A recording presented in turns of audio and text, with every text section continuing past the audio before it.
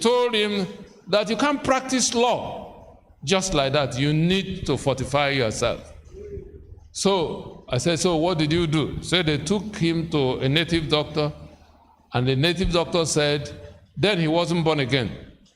He should come by midnight naked and sacrifice a goat in the river. He left his wife and children and went naked and to midnight and sacrificed the goat. And then he said, one other elder said that there is somebody I will take you to. When he does things for you, no man can hurt you, no man can kill you.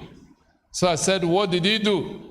He said that the man told me that while you are committing sin with a woman, I will be there in the room with you, making incantation for you. So I asked him, did you do it? He said, yes. I said, how did you get a woman to agree? He said, you know, this woman, she just wanted money, and I paid her. So while the man entered the room, the native doctor entered the room with him. While he was committing sin with this woman, the man was pacing up and down by the bed and making incantation. So I shouted, I thought you are a learned man, like the lawyers call themselves. Why did you allow an illiterate native doctor to deceive you?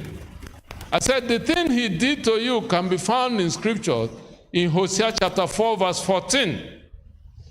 In Hosea chapter 4, verse 14, he presented you and the woman as a sexual sacrifice to draw power for himself. It was not you. He didn't do anything for you. Hosea chapter 4, verse 14. He says, I will not punish your daughters when they commit whoredom. I like to read it in the New King James Version because some of those words are in modern English. Hosea chapter 4, verse 14. I will not punish your daughters. Yes. When they commit adultery. Nor your brides when they commit adultery. For the men themselves go apart with animals and offer sacrifices with a ritual animal. The men themselves go apart with harlots and offer sacrifices with a ritual harlot. Yeah? For people who do not understand will be trampled. Yes. So that's what happened. And he, at the time I met him, he was a pastor, he was a practicing lawyer, but a lot of issues surrounding his life. So what he did opened the door for captivity. Then a sister had a ministration. As a matter of fact, I'm going back to that church in about 7 days' time to start a 4-day prayer conference. And that's where she had, and then she came for counseling and said to me, sir, what I'm about to tell you now, I have never told anybody, not even my mom. I said, I'm used to that. I'll keep your words secret. I'm not going to call your name and share it. I could use it to teach, but I will not mention your name. And she said that she used to attend a prayer house, spiritual church. And they had a night vigil in this white garment church. And the prophet was eyeing her, the so-called prophet.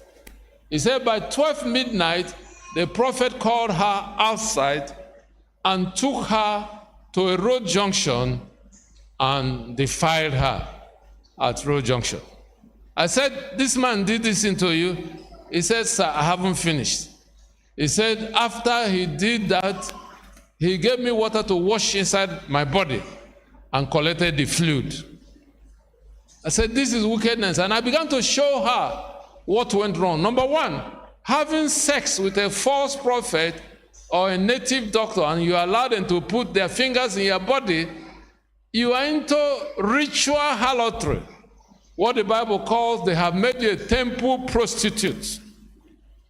Number two, she chose the prophet The so-called prophet chose 12 midnight. Midnight hours are the time you can contact spirit more easily. Number 3, he did it at a road junction. In Ezekiel 21:21, the Bible has something to say about the road junction.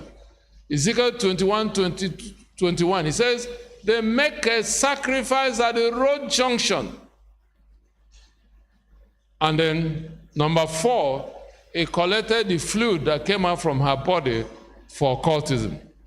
And that girl, after she got born again, could not move forward, could not get married. But after her deliverance, I've met her and her husband and her children. She's married and she has children. Somebody say amen. Amen. Now, why am I giving some examples of how the door is open to the enemy? Because sometimes people said, I cannot be healed, I cannot be delivered. It's because you have not identified the door, the sin that was involved in your captivity. I'll give you another example. A lady told me, I ministered for Full Gospel Businessmen Fellowship. And after the meeting, a few people came to see me. And when it got to the turn of this lady, she told me a strange story.